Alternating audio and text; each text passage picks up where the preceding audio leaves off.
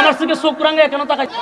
উনি চোখ রাঙ্গায় বোঝা যায় আমার কি উনি কি করে নেবেন। স্বৈরাচারদের আগে বক্তব্য দেওয়ার পরে আলেমদেরকে লজ্জিত বেজ্জতি করেন আপনারা বসাইয়া।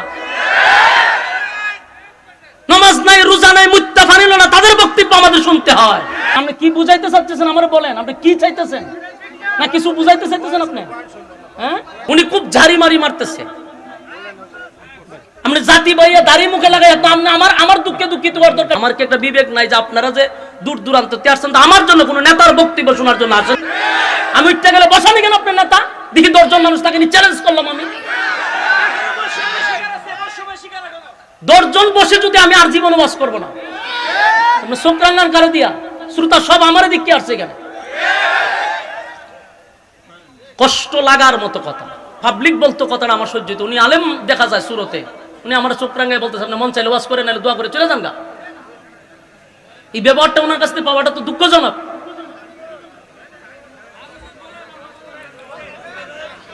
আমি ওয়াজ করব এই জন্যই বসছি না। আমি যদি আমার মনের ভাবটা প্রকাশ না করে আপনি বুঝবেন কেন যে আমি এখন আসছি মনে করবেন?